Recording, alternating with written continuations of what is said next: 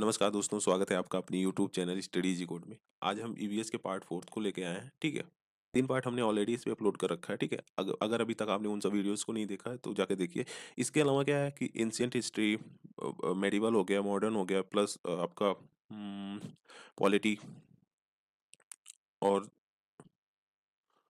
Art and culture, इस सारे पीवाईज का ऑलरेडी काफ़ी वीडियो अपलोड हो रखा है इस चैनल पे। तो आई वुड सजेस्ट कि आप जाइए देखिए, आपके लिए काफ़ी ज़्यादा बेनिफिशियल होने वाला है बेसिकली जो अपकमिंग एग्जामिनेशन है यूपीएससी प्रीलिम्स 2025 का, ठीक है। चलिए शुरू करते हैं।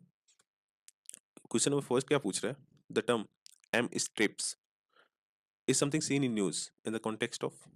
क्या बोल रहा है कि जो एम स्ट्रिप है बेसिकली हम न्यूज में देखे हैं, कहीं न्यूज में आया था, इसका मतलब एग्जैक्टली क्या है, ठीक है, किससे रिलेटेड है। स्टेटमेंट दे रखा है, ठीक है। पहला है captive breeding of wild fauna.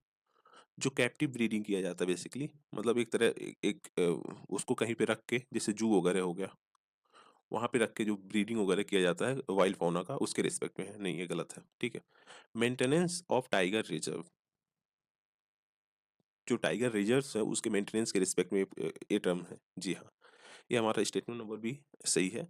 यह टाइगर रिजर्व के बेसिकली मेन रिस्पेक्ट में ही स्ट्रिप को बनाया गया बेसिकली। ये एक मोबाइल बेस्ड एप्लीकेशन है जो कि मेजर करता है टाइगर्स को, ठीक है, सो दैट जो टाइगर की पॉपुलेशन है उसे प्रोटेक्ट किया जा सके। तो सी क्या बोल रहा था? इंडिजीनियस सैटेलाइट नेविगेशन सिस्टम, नहीं, गलत है। सिक्योरिटी ऑफ नेशनल हाईवेज, गलत है। देखो, एम स्ट्रिप क्या है? Monitoring system for tiger, intensive protection and ecological status, ठीक है। एमनेस्टी की बात करें तो कब लॉन्च किया गया था? 2010 में। किसके द्वारा? NTCA and WII. एनटीसीए क्या है? नेशनल टाइगर कंजर्वेशन अथॉरिटी है। डब्ल्यूआईआई क्या है? Wild life institute of India, ठीक है। किसके लिए? Across all the tiger reserve, basically जितने भी टाइगर रिजर्व इंडिया में प्रेजेंट है सबके लिए लाया गया था एम स्ट्रिप को, ठीक है। क्या? एक सॉफ्टवेयर बेस्ड मॉनिटरिंग सिस्टम है design to assist wildlife protection. किसके लिए? वाइल्ड लाइफ प्रोटेक्शन के लिए बेसिकली इसे डिजाइन किया गया है, ठीक है। अगर देखें तो दो कंपोनेंट्स है बेसिकली इसके, जैसे field based method for ecological monitoring, law enforcement, recording wild life offence and patrolling, ठीक है। मतलब क्या है? Field based method for ecological monitoring, ठीक है। फील्ड बेस्ड मतलब फील्ड में बेसिकली उतर कर आपको उसको मॉनिटर करना है, ठीक है। प्रॉपर लॉ इन्फोर्समेंट होना चाहिए, recording wild life offences and patrolling, ठीक है। जो वाइल्ड लाइफ ऑफेंसेज हो रहे हैं बेसिकली, जैसे बहुत सारे पोचिंग वगैरह किए जा रहे हैं, उसको रिकॉर्ड करना, साथ ही साथ पेट्रोलिंग भी जारी रखना, सो दैट जो टाइगर की पॉपुलेशन है उससे कंजर्व किया जा सके, ठीक है। उसे पोचिंग से प्रिवेंट किया जा सके। Specialised geographical information system, application for reporting, analysis and data storage, ठीक है। क्या करता है? रिपोर्ट करता है, उसको एनालाइज करता है और डाटा जो होता है बेसिकली उसको स्टोर कर किया रहता है, ठीक है। तो ये हमारा हो गया एम स्ट्रिप के बारे में। आगे बढ़ते हैं। क्वेश्चन दूसरा क्या पूछ रहा है? ड्यू टू सम रीजन, किसी रीजन की वजह से अगर जो बटरफ्लाई की स्पीसीज है बेसिकली उसमें ह्यूज फॉल देखने को मिल रहा है, तो उसका क्या कंसिक्वेंसेस हो सकते हैं हमारे इन्वायरमेंट पे, ठीक है। ये पूछ रहा है, due to some reason if there is huge fall in population of species of किसका? Butterfly, what could be its likely consequences on our environment. Basically environment पे हमारे क्या कंसिक्वेंसेस देखने को मिल सकते हैं। पहला क्या स्टेटमेंट दे रखा है? pollination of some plants could adversely affected,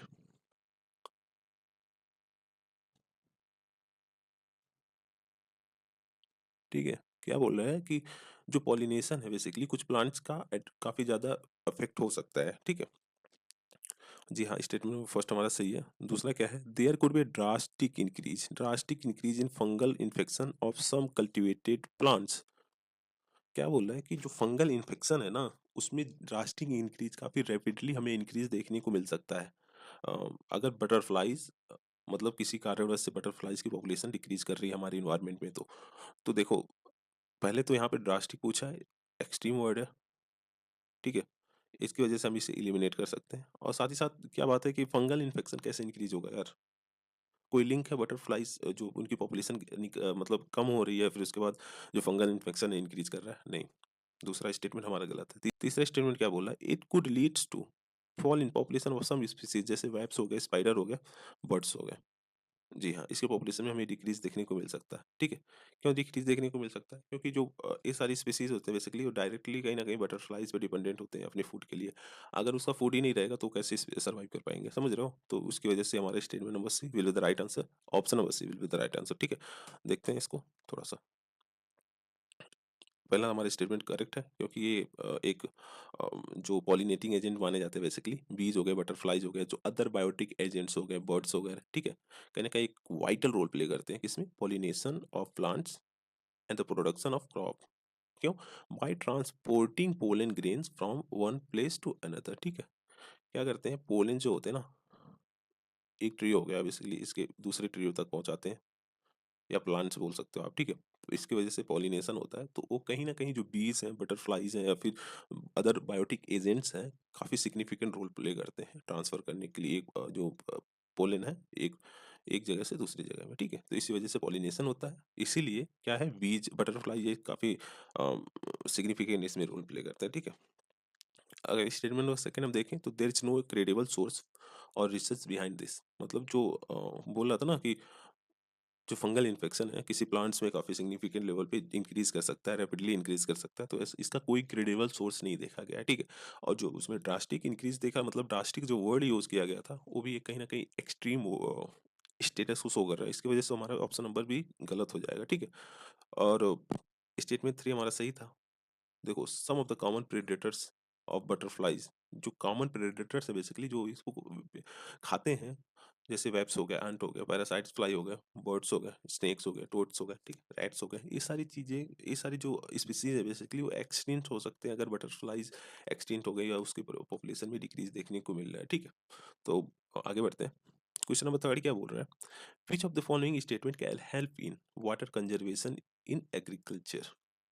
इसमें से कौन से मेथड के थ्रू हम वाटर को कंजर्व कर सकते हैं एग्रीकल्चर में। पहला क्या है, रिड्यूस और जीरो टिलेज ऑफ लैंड, मतलब क्या है, जुताई वगैरह नहीं करना लैंड का, जैसे है वैसे उसको छोड़ देना, ठीक है, उस पर क्रॉप की प्रोडक्शन करना, बेसिकली सीड वगैरह को सोन करना। तो हमारा स्टेटमेंट फर्स्ट सही है, क्योंकि इससे कहीं ना कहीं हम वाटर को कंजर्व कर सकते हैं। दूसरा क्या बोल रहा है, applying gypsum before irrigating the field. देखो, ये स्टेटमेंट तो सही है, अगर देखें तो ऐसे जनरली कहीं ना कहीं ये स्टेटमेंट हमारा सही है, क्योंकि जो साल्ट फैंस होते हैं ना,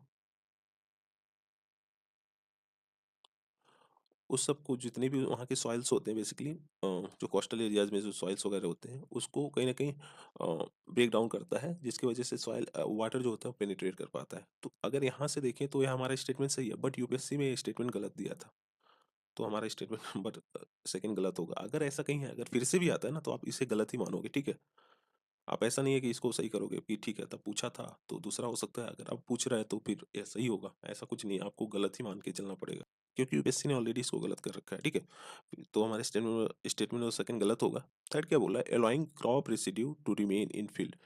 क्रॉप रेसिड्यू जो बेसिकली पुआल वगैरह होते हैं, ठीक है, उसको फील्ड में ऐसे ही रहने देना, इससे क्या होगा, वाटर का कंजर्वेशन होगा। जी हाँ, अगर इसको ऐसे छोड़ देते हैं, जो लैंड है ना, वह काफ़ी रैपिडली ड्राई नहीं करेगा, जिससे क्या होगा, वाटर का कंजर्वेशन हो सकता है। तो इसके अकॉर्डिंग देखें तो हमारा जो ऑप्शन नंबर सी है will be the right answer. आइए एक्सप्लेनेशन को देखते हैं। देखिए, पहला हमारा करेक्ट था, नॉन टिल फार्मिंग और zero tillage is a way of growing crop and pasture from year two year without disturbing the soil through tillage. क्या है, बेसिकली सॉइल को डिस्टर्ब ही नहीं करना, मतलब जो जो ट्रैक्टर वगैरह का यूज करके जुताई वगैरह होता है, वो सारी चीज़ें नहीं करना, ठीक है। मतलब आप डिस्टर्ब ही नहीं कर रहे हो, जो जैसा पड़ा है वैसे करना है। आप उसमें कुछ भी अगर बुआई कर रहे हो तो ड्रिल करके कर रहे हो, ठीक है, ड्रिल करते के फिर उसके बाद उसमें अपना उस फील्ड को यूज कर रहे हो। इसकी वजह से क्या होता है, जो जीरो जीरो टीलेज कहीं ना कहीं किसमें हेल्प करता है, सॉइल मॉइस्चर कंजर्वेशन में, ठीक है। सॉइल की मॉइस्चर मॉइस्चर को बनाए रखता है और वाटर को कंजर्व करता है, ठीक है। दूसरा हमारा गलत था। देखो, gypsum helps in dissolution of salt clay pans, जो कोस्टल एरियाज में साल्ट क्ले पैंस होते हैं बेसिकली, जहाँ पे नमक वगैरह को कहीं ना कहीं, जहाँ से नमक वगैरह को एक्सट्रैक्ट किया जाता है, उसको डिजोल्व करने में काफ़ी सिग्निफिकेंट रोल प्ले करता है। बट यूपीएससी ने बोला है कि ये गलत है, तो ये हमारा गलत है। स्टेटमेंट नंबर थर्ड क्या बोल रहा है, crop residue act as a mulches and reduce evaporation loss and protect the soil from direct impact of raindrop through controlling crusting and sealing process, ठीक है। बेसिकली यही है कि जो डायरेक्ट इम्पैक्ट होता है रेनफॉल का, जिससे सॉइल डिस्टर्ब हो सकता है, उससे भी प्रोटेक्ट करता है, और इवापोरेशन भी नहीं होता है, ठीक है। इवापोरेशन को रिड्यूस कर देता है। इवापोरेशन क्या होता है, जो जो वाष्पो उत्सर्जन हो रहा है बेसिकली, वाटर जो इवापोरेट होके फिर से क्लाउड का फॉर्मेशन करता है, उसको बता रहा था, ठीक है। नेक्स्ट बढ़ते हैं। क्वेश्चन नंबर 4 क्या बोल रहा है, बायोलॉजिकल ऑक्सीजन डिमांड जो है बेसिकली ए वर्ड जो है is a standard criteria for, किसका एक स्टैंडर्ड क्राइटेरिया है। पहला दे रखा है statement, measuring oxygen level in blood. Measuring oxygen level in blood मतलब कि ब्लड में क्या ऑक्सीजन लेवल है उसको मेजर करता है, गलत। कंप्यूटिंग ऑक्सीजन लेवल इन फॉरेस्ट इकोसिस्टम मतलब इको फॉरेस्ट इकोसिस्टम में बेसिकली ऑक्सीजन लेवल क्या है उसको कंप्यूट करता है, उसको मेजर करता है, गलत है।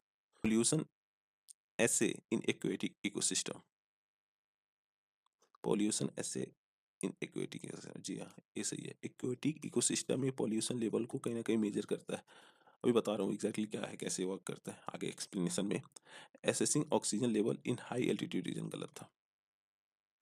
देखो जो बायोलॉजिकल ऑक्सीजन डिमांड है ना, क्या करता है, मेजर करता है amount of oxygen organic waste that pollutes water, ठीक है। और यूनिक ऑर्गेनिक वेस्टेज जो है जो कि पॉल्यूट करते हैं किसको, वाटर को, उसके अमाउंट को कहीं ना कहीं मेजर करता है। अगर देखें तो जो बायोलॉजिकल ऑक्सीजन डिमांड है is amount of dissolve oxygen needed by bacteria in decomposing the organic waste present in water. देखो देखो क्या बताया था हमने, यूट्रोफिकेशन का कॉन्सेप्ट बताया था ना, कि जो न्यूट्रिएंट्स हैं बेसिकली फील्ड्स वगैरह से यहाँ आके एक्यूमुलेट हो जाते हैं, कैसे वो एल्गल ब्लूम को फॉर्म करते हैं, ठीक है। तो क्या होता है जब ये सड़ जाते हैं तो जो बायो माइक्रो ऑर्गेनिजम्स होते हैं नीचे वाटर में, वो है इसको डिकम्पोज करते हैं काफी रैपिडली।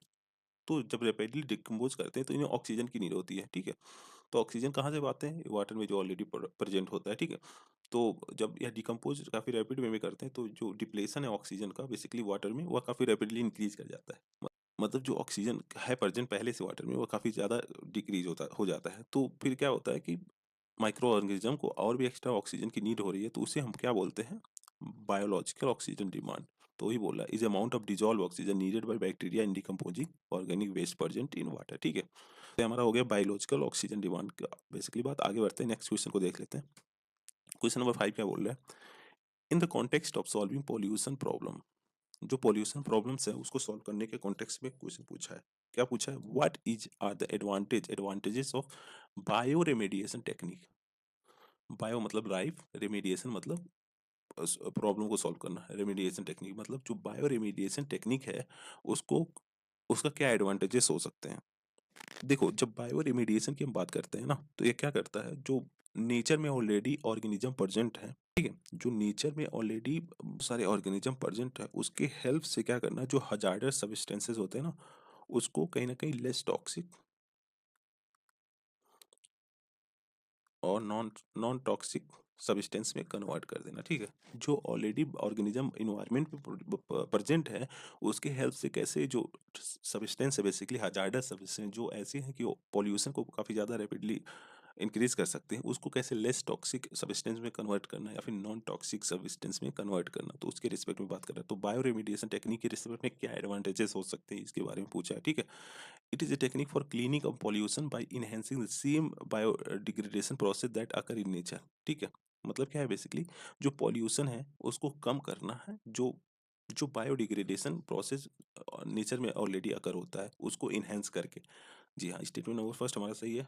स्टेटमेंट सेकंड क्या बोला है, any contaminate with heavy metal जैसे कैडमियम हो गया, लीड हो गया, can be readily and completely treated by bioremediation using microorganism। क्या बोल रहा है, जो हैवी मेटल्स है जैसे कैडमियम है, लीड हो गया, हाँ, उससे हम कंप्लीटली डिकम्पोज कर सकते हैं, कंप्लीटली ब्रेक डाउन कर सकते हैं, किसके हेल्प से, बायो रेमेडिएशन टेक्निक की हेल्प से। देखो एक गलत है हमारा स्टेटमेंट, ठीक है।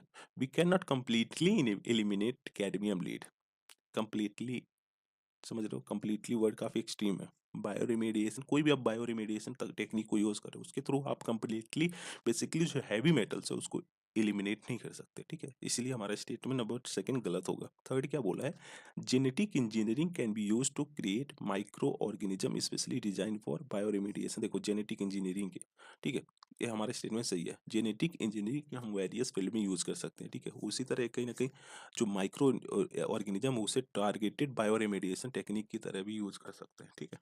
देखो option number C will be the right answer, first and third. देखो बायो रेमेडिएशन क्या करता है, यूजली यूज करता है बेसिकली जो नेचुरली अकरिंग ऑर्गेनिज्म है क्या करने के लिए? ब्रेक डाउन करने के लिए जो हजार्डस सब्सटेंस होते हैं, किसमें? लेस टॉक्सिक या फिर नॉन टॉक्सिक सब्सटेंस में, ठीक है। सेकंड क्या बोला? Not all the contaminants are easily treated by bioremediation using micro organism, ठीक है। क्या बोल रहा है कि जितने मतलब सारे कंटामिनेंट्स जो होते हैं बेसिकली, जो हैवी मेटल्स वगैरह होते हैं, उसको हम बायो रिमीडिएशन की टेक्निक से कम्प्लीटली ट्रीट नहीं कर सकते। कुछ सम एक्सटेंट तक हो सकते हैं, 70-80% तक, बट यहाँ पे बात कर रहे हैं completely, that is not possible at all. Heavy metals such as cadmium, lead are not readily absorbed or captured by microorganism, ठीक है। स्टेटमेंट नंबर सी क्या बोल रहा है? देखो, use of genetic engineering to create organism specially design for bioremediation technique has a great potential. मतलब अभी present time में अगर हम देखे जाए, ग्रेट पोटेंशियल देखा गया है किसमें? जेनेटिक इंजीनियरिंग का यूज करके बायोरेमिडिएशन टेक्निक को कहीं ना कहीं इंक्रीज करना। एल्कानिवोरेक्स क्या है? एक बैक्टीरिया है with oil eating ability.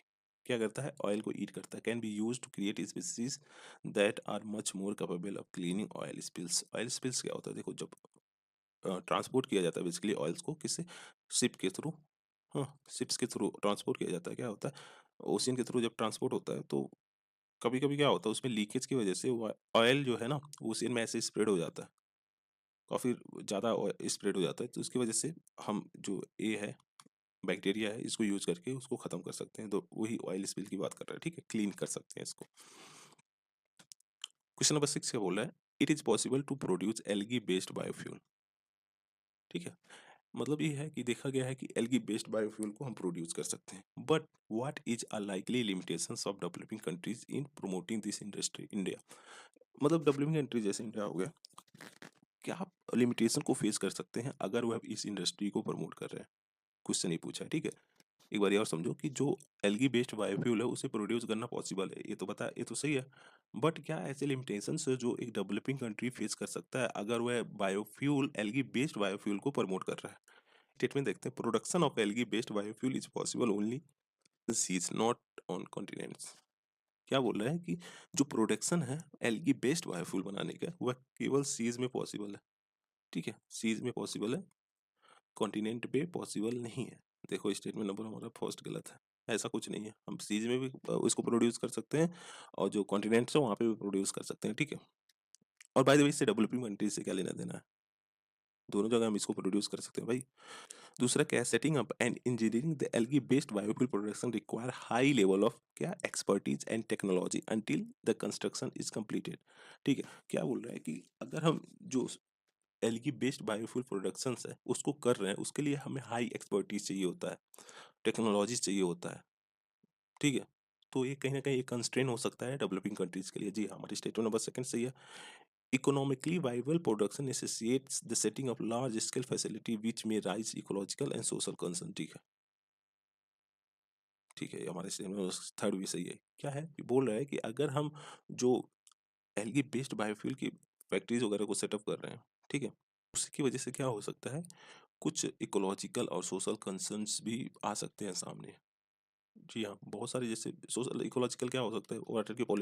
Water pollution काफ़ी ज़्यादा इंक्रीज कर सकता है, ठीक है। वाटर काफ़ी सिग्निफिकेंट लेवल पे इसमें यूज़ होगा, तो कहीं ना कहीं जो वाटर की रिक्वायरमेंट है काफ़ी ज़्यादा इंक्रीज कर जाएगी इसमें। और सोशल कंसर्न्स भी हो सकते हैं, पोल्यूशन वोल्यूशन हो सकता है, जिसकी वजह से क्या होगा कि हमारी जो पॉपुलेशन है उस पर नेगेटिव इम्पैक्ट पड़ सकता है, तो यही बोल रहा है। तो इसके अकॉर्डिंग देखें तो हमारा option number B will the right answer, ठीक है। आगे बढ़ते हैं, एक्सप्लेनेशन को देख लेते हैं। एल्गा कल्चर क्या होता है? फॉर्मिंग एल्गी, एल्गी को फॉर्मिंग करना, ठीक है। Can be initiated online unsuitable for agriculture और सलाइन वाटर और वेस्ट वाटर, ठीक है। ऐसी जगह पे बेसिकली इनिशिएट किया जा सकता है जो कि एग्रीकल्चर के लिए वह लैंड परफेक्ट नहीं है, ठीक है। जैसे आप ले सकते हो arid areas, semi arid areas हो गया। तो ये सारी जो जहाँ वहाँ के जो लैंड्स होते हैं ना, उसको हम एग्रीकल्चर के पर्पजेज से यूज नहीं कर सकते। तो कहीं ना कहीं जो एल्गा कल्चर है उसको, उसके लिए हम इसको यूज कर सकते हैं, ठीक है। सेकेंड हमारा सही था, थर्ड सही था। आइए आगे बढ़ते हैं, नेक्स्ट क्वेश्चन को देख लेते हैं। क्वेश्चन नंबर 7 क्या बोल रहा है? In the context of mitigating the impeding global warming due to anthropogenic emission of carbon dioxide which of the following can be potential site for carbon sequestration, ठीक है। कार्बन सिक्वेस्ट्रेशन क्या होता है? Carbon sequestration होता है कि एक ऐसा जगह होता है जहाँ पे कार्बन बेसिकली प्रेजेंट होता है, दबा होता है, जहाँ पे कार्बन को कहीं ना कहीं पॉजिटिव वे में यूटिलाइज करके CO2 की अमाउंट को घटाया जा सके, ठीक है। तो वो बोल रहा है एंथ्रोपोजेनिक क्या है, मतलब ह्यूमन के द्वारा जो इंक्रीज किया जा रहा है CO2 का इमिशन जो हो रहा है बेसिकली, हम फैक्ट्रीज वगैरह यूज़ कर रहे हैं जिसकी वजह से CO2 इंक्रीज कर रहा है, उसके साथ साथ जो शिप्स वगैरह वो यूज़ कर रहे हैं, व्हीकल्स यूज़ कर रहे हैं, उसकी वजह से जो CO2 इंक्रीज कर रहा है, ये सारे एंथ्रोपोजेनिक इमिशन में आता है, ठीक है। तो वो बोल रहे हैं कि मतलब जो एंथ्रोपोजेनिक कारणों की वजह से कार्बन डाइऑक्साइड का इमिशन काफी सिग्निफिकेंट लेवल पे इंक्रीज कर रहा है, उसको कम करने के लिए क्या पोटेंशियल साइट्स हो सकता है, ठीक है, कार्बन सिक्वेस्ट्रेशन के लिए, जैसे अबंडेंट एंड अनइकोनॉमिक कोल सीम्स। देखो क्या होता है जब कोल वगैरह को एक्सट्रैक्ट किया जाता है, ठीक है, यहाँ से कोई एरिया है, यहाँ पे कोल को एक्सट्रैक्ट किया जा रहा है, ठीक है, तो यहाँ पे स्पेस खाली हो गया, तो और अभी प्रेजेंट टाइम में अगर देखें तो ये इकोनॉमिकली कहीं ना कहीं लायबल नहीं है, मतलब अभी प्रेजेंट टाइम में कोई ऐसा पॉजिटिव आउटकम नहीं दे रहा है, तो इसको हम as a carbon sequestration use कर सकते हैं। जी हाँ, स्टेटमेंट नंबर फर्स्ट हमारा सही है। दूसरा क्या बोल रहा है, depleted oil and gas reservoir. देखो कभी कभी क्या होता है CO2 को इंजेक्ट किया जाता है कहाँ पे, जो डिक्लाइनिंग ऑयल फील्ड्स होते हैं, मतलब ऑयल फील्ड जो कि डिक्लाइन डिक्लाइन कर रहा है, डिक्रीज कर रहा है, उसकी क्वांटिटी में अब ज़्यादा इंक्रीज नहीं देखने को मिल रहा है, जो ऑयल की प्रोडक्शन है बेसिकली, तो वहाँ पे हम CO2 को कहीं ना कहीं इंजेक्ट कर सकते हैं किसके लिए, ऑयल की रिकवरी को इंक्रीज करने के लिए, ठीक है, टू इंक्रीज ऑयल रिकवरी। तो हमारा स्टेटमेंट नंबर सेकंड भी सही है। थर्ड क्या बोला, जो सबटेरेनियन डीप सलाइन फॉर्मेशन है, जी हाँ, यहाँ पे भी हम यूज कर सकते हैं इसको, तो आइए देखते हैं इसके एक्सप्लेनेशन को, इसके अकॉर्डिंग देखें तो हमारा D will with right answer, ठीक है। देखो uneconomic coal seams can be use to store क्या, CO2 because CO2 molecules attach surface of coals, ठीक है। जो अनइकोनॉमिक कोल सीम्स है बेसिकली, वहाँ पे हम CO2 का यूज कर सकते हैं क्योंकि जो CO2 के मॉलिक्यूल्स होते हैं वहाँ पे काफ़ी रैपिड वे में अटैच्ड कर जाते हैं, ठीक है। सेकेंड क्या है, CO2 इज समटाइम इंजेक्टेड कहाँ पे, declining oil field to increase oil recovery, ठीक है। बेसिकली क्या बोल रहा है, जो डिक्लाइनिंग ऑयल फील्ड्स हैं वहाँ पे इसको इंजेक्ट किया जाता है ताकि जो ऑयल की रिकवरी है उसे इंक्रीज किया जा सके, ठीक है। थर्ड क्या बोल रहा था, अदर जो पोटेंशियल साइट्स है, गैस रिजर्वायर हो गया, saline formation and shale formation with high organic content, ठीक है। तो हमारा स्टेटमेंट नंबर थर्ड भी सही था। आगे बढ़ते हैं, नेक्स्ट क्वेश्चन को देखते हैं।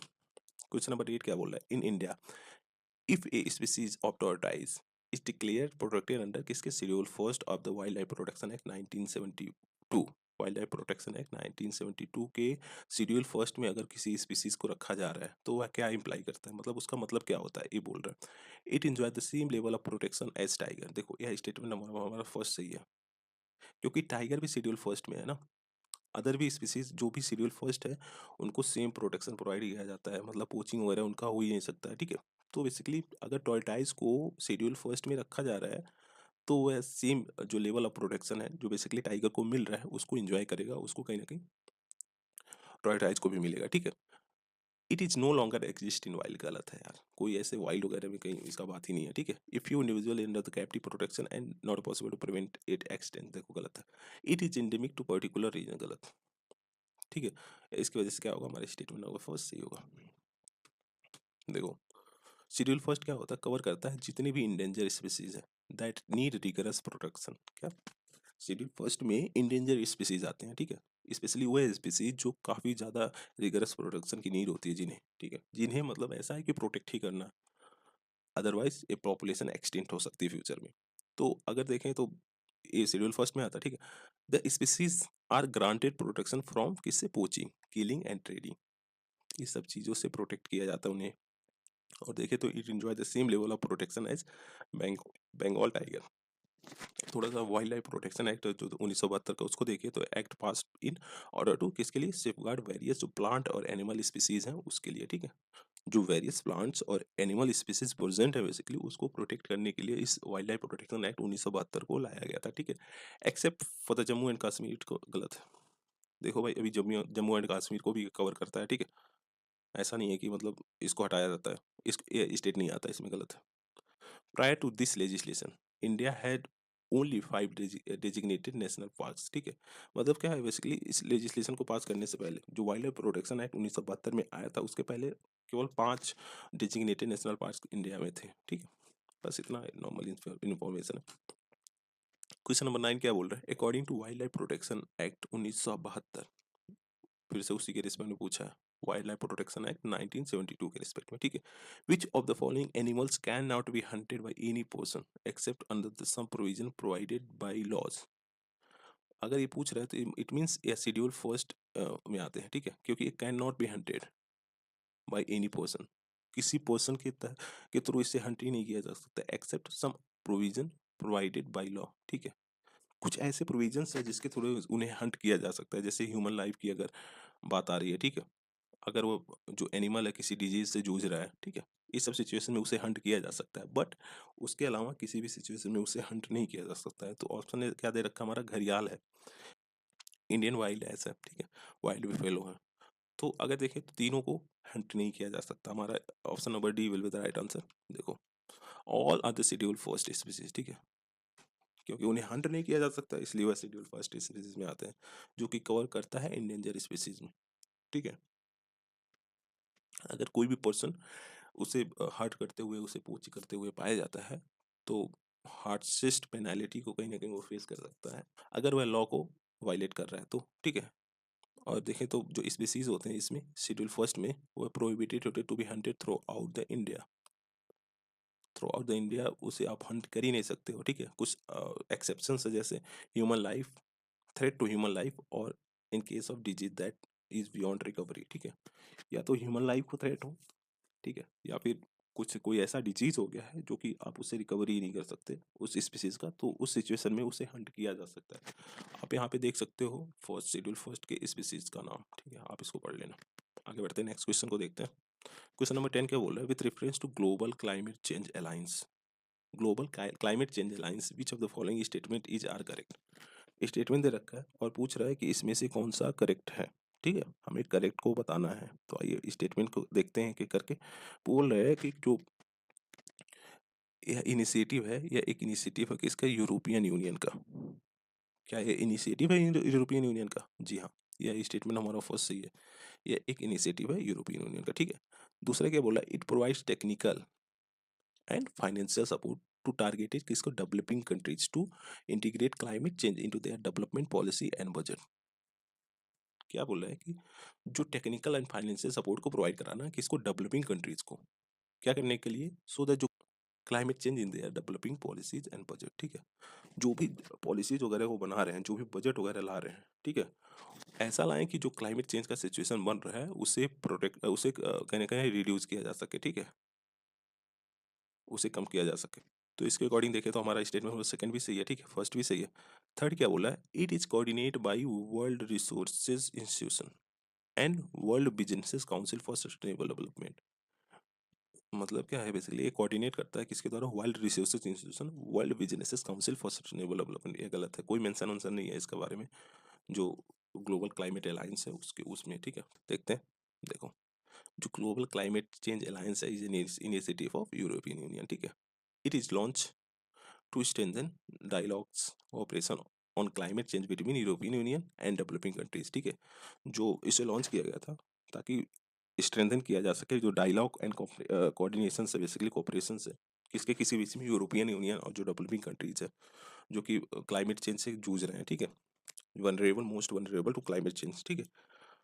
इन पर्टिकुलर लीस्ट डेवलपमेंट कंट्रीज हो गए, स्मॉल आइलैंड डेवलपिंग कंट्रीज हो गए, ठीक है, जो कि अगर देखें तो हार्डेस्ट हिट है by adverse effect of climate change, climate change की वजह से कहीं ना कहीं एडवर्सली अफेक्टेड है ओरिजिन्स को, ठीक है।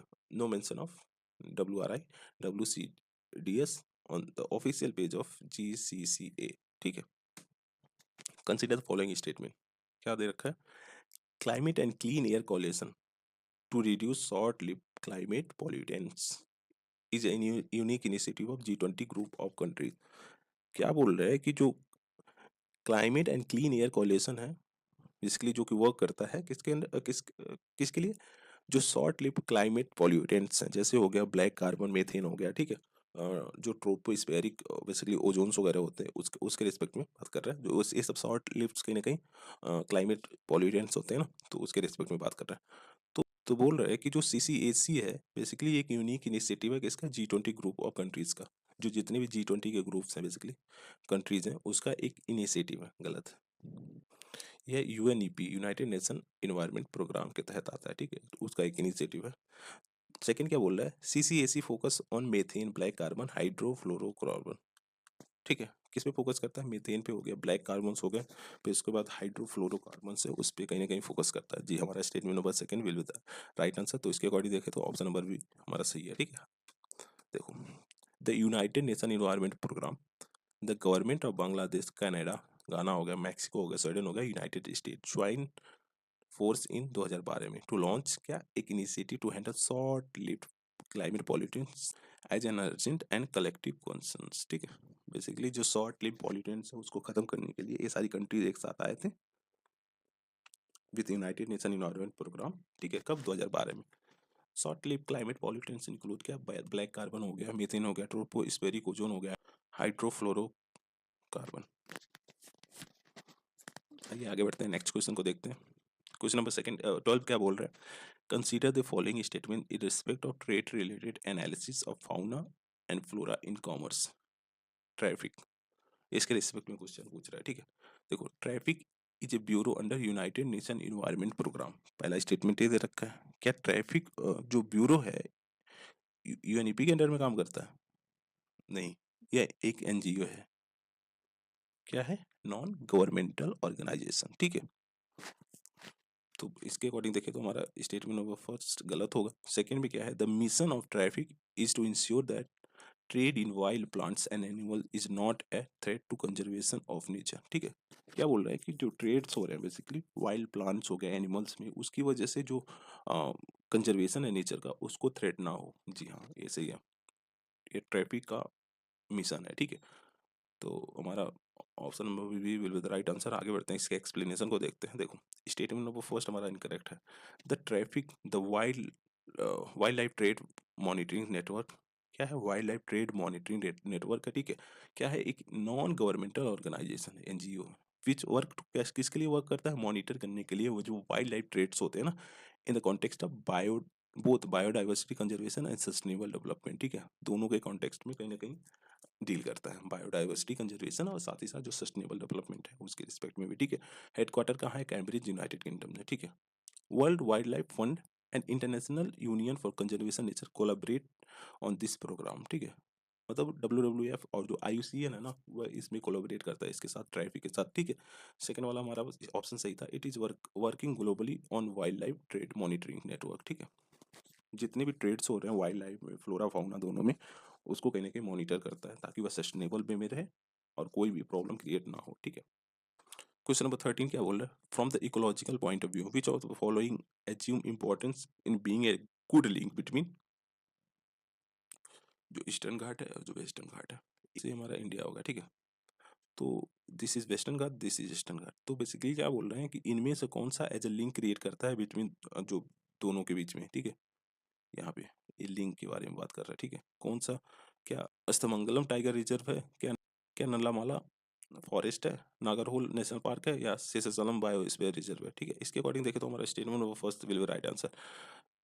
सत्यमंगलम जो बेसिकली टाइगर रिजर्व है वह एक लिंक को शो करता है बिटवीन ईस्टर्न एंड वेस्टर्न जो घाट है उसके बीच में। ठीक है, आइए एक्सप्लेनेशन को देखते हैं।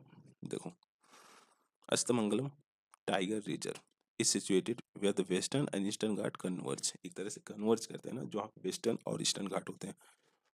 और देखें तो यह रीजन जो है ना वह एक होम है बेसिकली साइजेबल टाइगर पॉपुलेशन का, and is adjacent to other landscape dedicating to protected tiger including BRT, Bandipur हो गया, मुदुमलाई हो गया, नागरहोल हो गया। ठीक है, इंपॉर्टेंट है, इसको याद रख के रहना, अभी आगे क्वेश्चन भी पूछेगा इस पे। ठीक है, the Nilgiri Eastern Ghat Elephant Reserve include the area as well.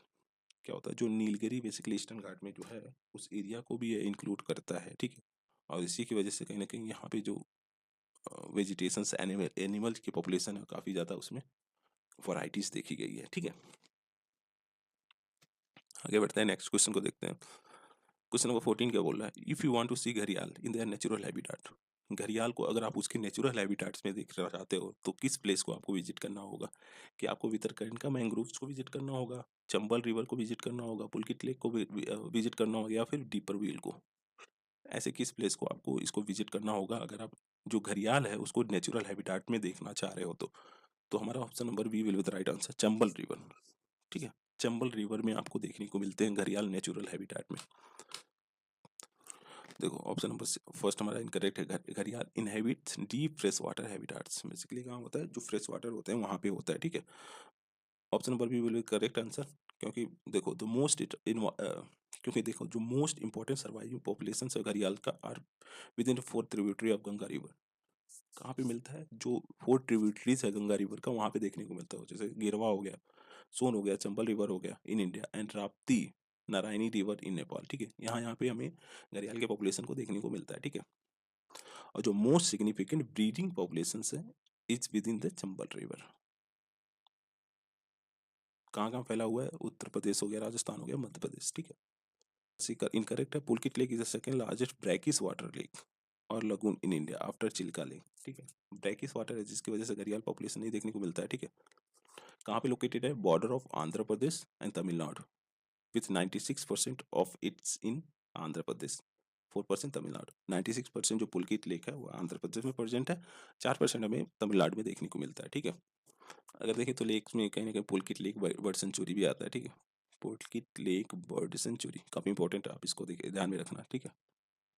और जो बकिंगम कनाल है बेसिकली एक नेविगेशन चैनल है, क्या है, पार्ट है of the lagoon on it's western side. जो वेस्टर्न साइड है वहाँ पे बेसिकली एयरपोर्ट है, ठीक है, बकिंगम कैनाल। और जो डीपर व्हील है ना, ये लार्जेस्ट क्या है, फ्रेश वाटर लेक है। कहाँ पे है, असम में। और यह स्टेट का ओनली रामसर साइट है, beside being the important bird areas by BirdLife International, ठीक है। इसे बर्ड लाइफ इंटरनेशनल के द्वारा एक इम्पोर्टेंट बर्ड एरिया भी डिक्लेयर किया गया है, ठीक है। और अभी तक देखें तो कोई ऐसा क्रेडिबल इंफॉर्मेशन नहीं है कि घड़ियाल की पॉपुलेशन डीपर वेल में पाई जाती है, ठीक है। तो हमारा 2017 का बेसिकली पीवाई क्यूज खत्म होता है, ईवीएस का। अब हम 2018 की ओर बढ़ते हैं, ठीक है। आइए इसके क्वेश्चंस को देखते हैं। क्वेश्चन नंबर फर्स्ट क्या बोल रहा है, which of the following leaf modification occur in desert area to inhibits water loss. मतलब क्या है बेसिकली कि जो डेजर्ट एरिया में प्लांट्स हैं वह किस किस लीफ मॉडिफिकेशन से गुजरते हैं ताकि जो वाटर का वो है उसको कंजर्व किया जा सके, ठीक है। क्योंकि डेजर्ट में आप जान ही रहे हो वाटर का इवापोरेशन काफ़ी रैपिडली होता है, जिसकी वजह से जो ट्रीज हैं या फिर एनिमल्स होते हैं वहाँ पे उसे वाटर को कंजर्व करके रखना होता है। तो बोल रहे हैं कि क्या क्या लीफ मॉडिफिकेशन होता है डेजर्ट एरिया में ताकि जो वाटर है वह लॉस ना हो। हार्ड एंड वैक्सी लीव्स, जो लीव्स होते हैं काफ़ी हार्ड होते हैं और वैक्सी होते हैं, ठीक है। इनसाइड जो लीव्स होता है वो काफ़ी वैक्सी होता है, और आउटर साइड अगर देखेंगे तो लीव्स काफ़ी हार्ड होते हैं। जी हाँ, स्टेटमेंट नंबर फर्स्ट हमारा सही है। टाइनी लीव्स, लीव्स काफ़ी बड़े बड़े नहीं होते, अगर बड़े बड़े होंगे तो कहीं ना कहीं वह सिग्निफिकेंट लेवल पे वाटर को लॉस करेंगे, तो इसी वजह से क्या होता है, लीव्स आपको काफ़ी छोटे देखने को मिलते हैं। और उसके बाद क्या होता है, जो थॉर्न इंस्टेड ऑफ लीव्स, आपको कांटे देखने को मिलते हैं, ठीक है। मतलब लीव्स के जगह आपको कांटे देखने को मिलते हैं ज़्यादातर प्लांट्स में। जी हाँ, स्टेटमेंट नंबर थर्ड भी हमारा सही है। तो इसके अकॉर्डिंग देखें तो option number D will be the right answer. ये देखते हैं।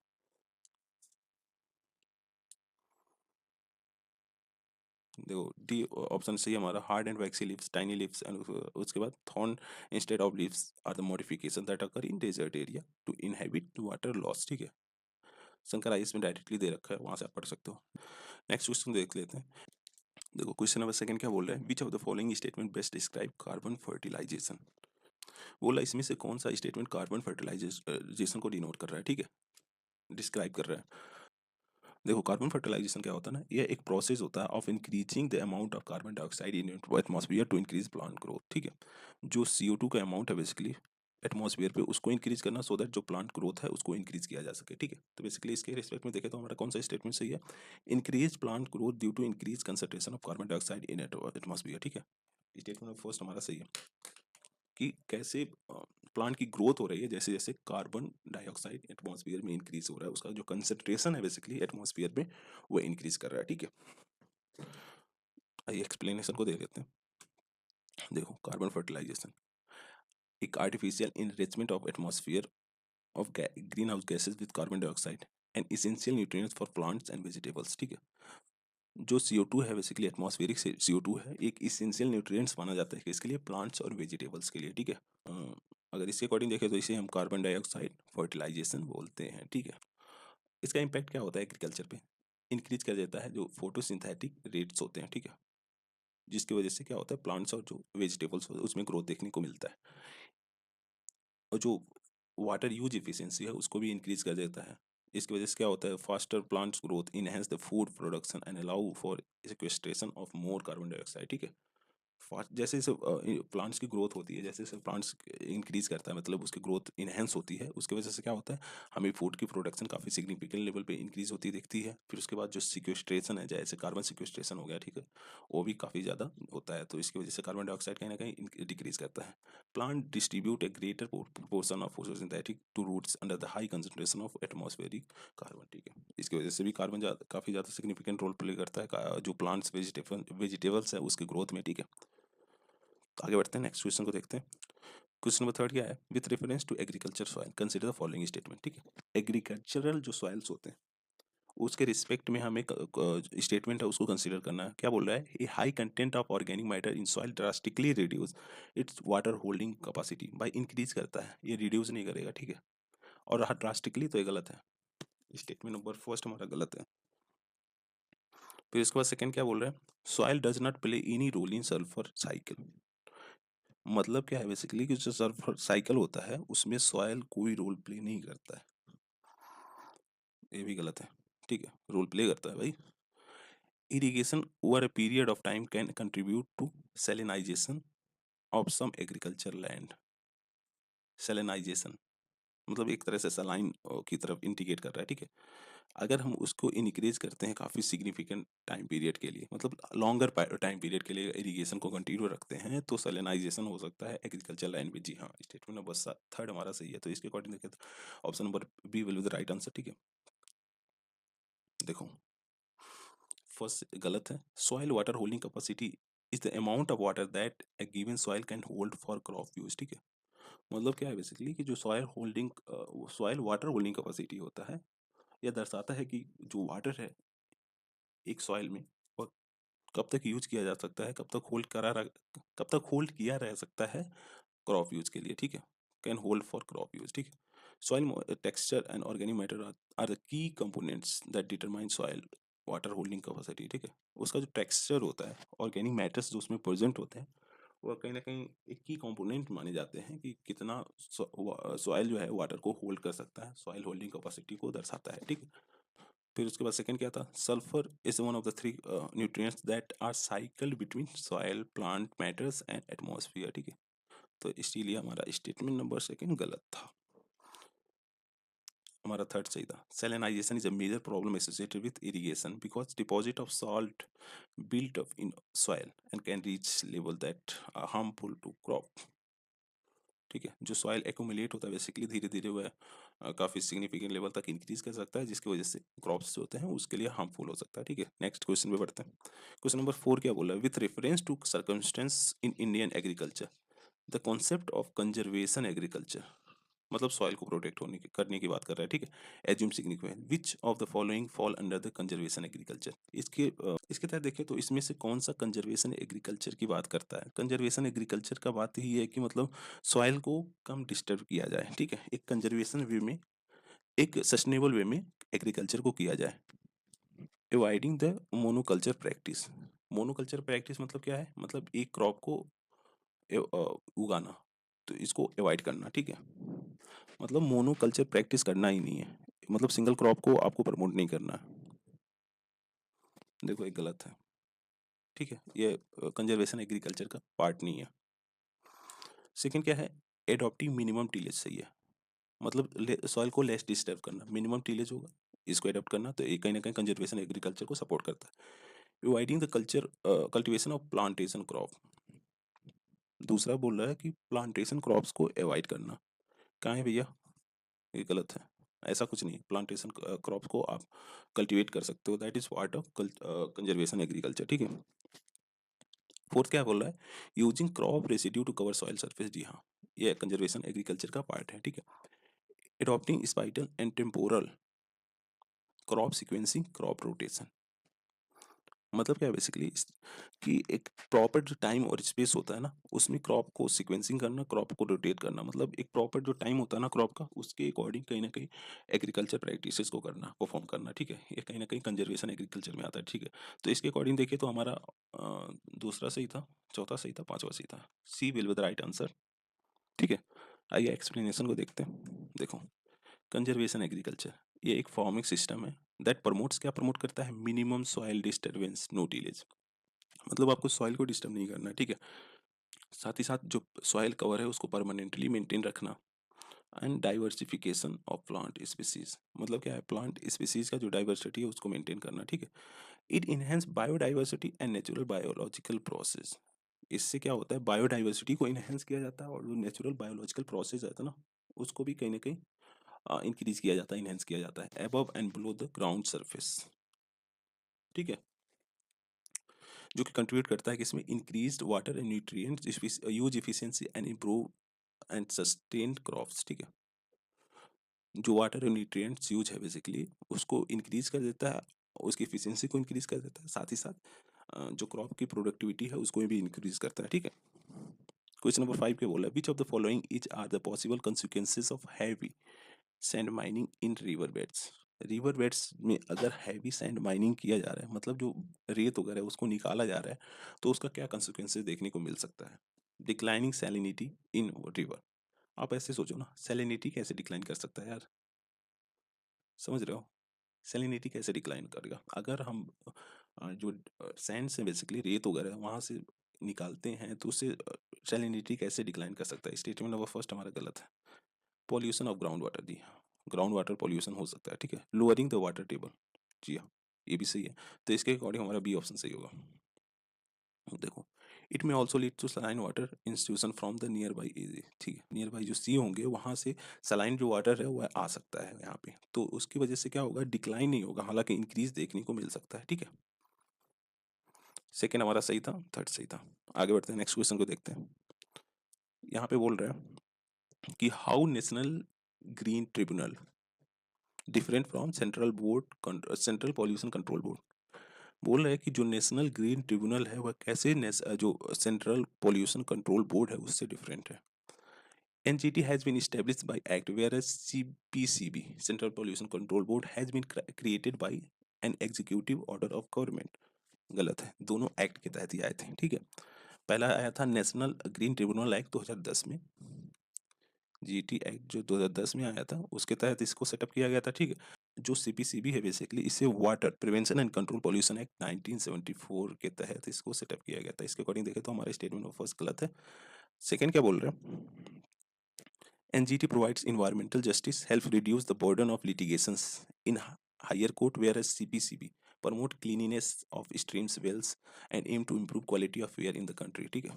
मतलब क्या है कि जो NGT है वह इन्वायरमेंटल जस्टिस को प्रोवाइड कराता है, और जो केसेस बेसिकली हाई कोर्ट्स में, हायर जैसे सुप्रीम कोर्ट, हाई कोर्ट में पेंडिंग है उसको रिड्यूस करता है, जी हाँ, ऐसे ही CPCB क्या करता है, प्रमोट करता है जो स्ट्रीम्स है, वेल्स है, उसको क्लीन करने के लिए, साथ ही साथ जो क्वालिटी है, एयर क्वालिटी है, उसको इम्प्रूव करना, ठीक है।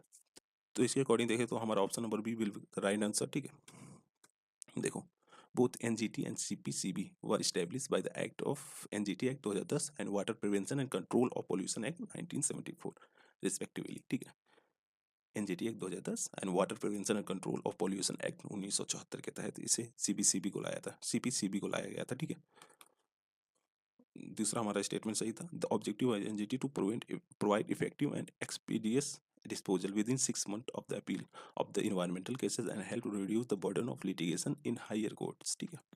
जो बर्डन है लिटिगेशंस का हायर कोर्ट में उसको रिड्यूस करना, ठीक है।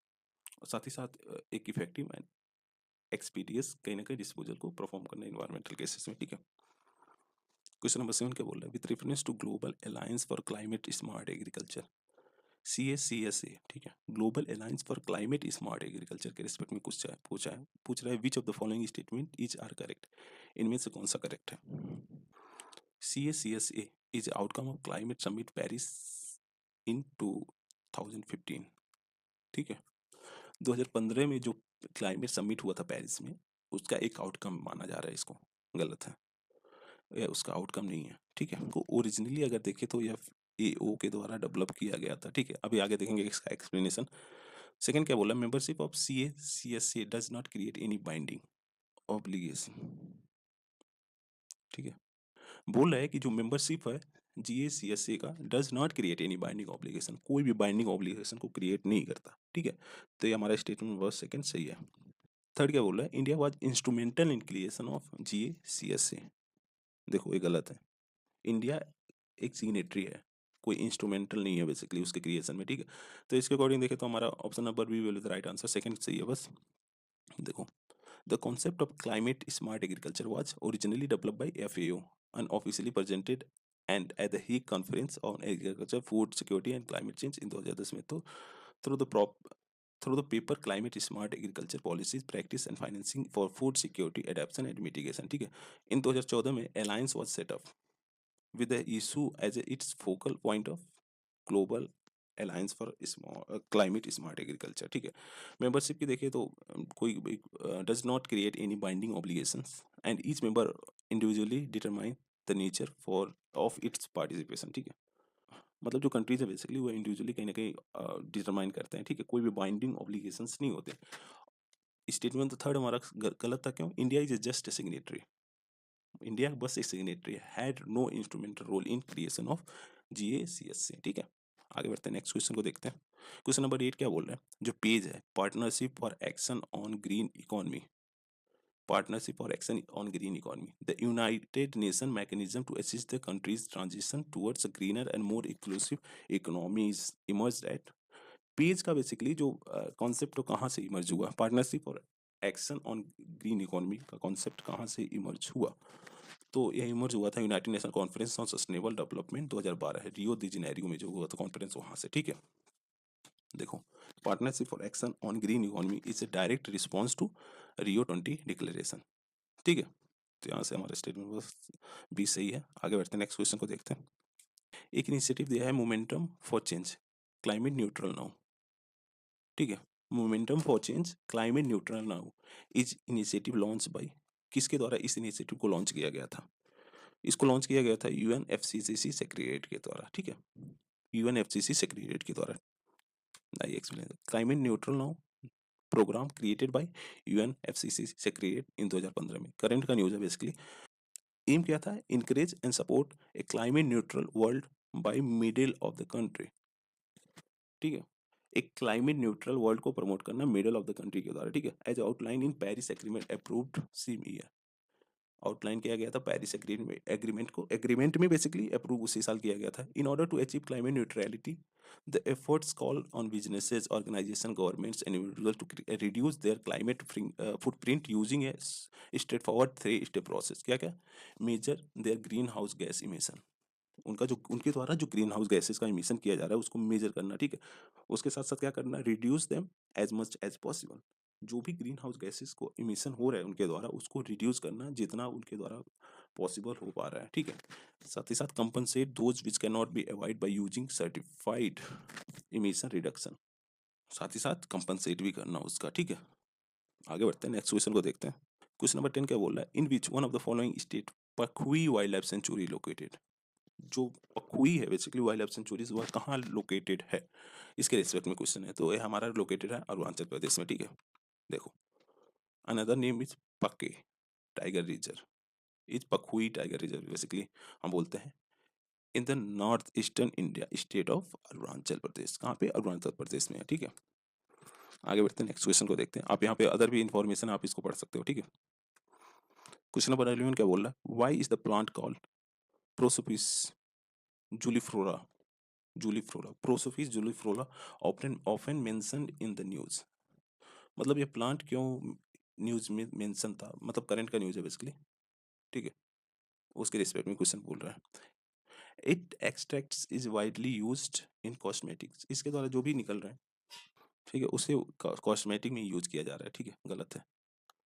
It tends to reduce the biodiversity in area which its grow, मतलब क्या है बेसिकली कि यह जहाँ भी ग्रो हो रहा है वहाँ की जो बायोडाइवर्सिटी है उसको रिड्यूस कर रहा है। जी हाँ, ये हमारा स्टेटमेंट सही है। फिर उसके बाद बोल रहा है क्या, it extract is used in synthesis of pesticides, गलत है, ठीक है। क्या हो रहा है कि इसके द्वारा जो बायोडाइवर्सिटी है ना किसी पर्टिकुलर एरियाज का वह रिड्यूस हो रहा है, ठीक है, देख सकते हो आप। प्रोसोपिस जुलिफोरा इज ए सर्व, क्या है, small tree in the family of fabaceae. अगर देखें तो ये नेटिव है कहाँ का, मैक्सिको, साउथ अमेरिका का, कैरेबियन। बेसिकली जो अमेरिका है ना, वहाँ का नेटिव है, जो सेंट्रल अमेरिका और जो साउथ अमेरिका है, ठीक है। और इसे इनिशियली कब इंट्रोड्यूस किया गया था, कॉलोनियल टाइम में। कॉलोनियल टाइम में इसे इंट्रोड्यूस किया गया था। Since then it has become an invasive species, ठीक है। इन्वेजिव स्पीसीज वो स्पीसीज होते हैं जो कि दूसरे जगह से आए होते हैं और जो एक पर्टिकुलर एरिया जहाँ पे मतलब बायोडाइवर्सिटी सिग्निफिकेंट लेवल पर प्रेजेंट है, वहाँ पे आके वहाँ के बायोडाइवर्सिटी को हर्ट कर रहे हैं, बायोडाइवर्सिटी का लॉस कर रहे हैं, ठीक है। यह एक कॉमन बीड माना जाता है वेटलैंड्स में, ठीक है, सब लैंड में, और जो डिग्रेडेड फॉरेस्ट होते हैं वहाँ पे। तो बेसिकली हमारा ये 2018 को जितने भी क्वेश्चंस पूछे गए थे वो खत्म हुआ, ठीक है। अब हम 2019 के क्वेश्चंस को देखेंगे नेक्स्ट वीडियो में। Thank you for watching, please do like share and subscribe. Thank you guys.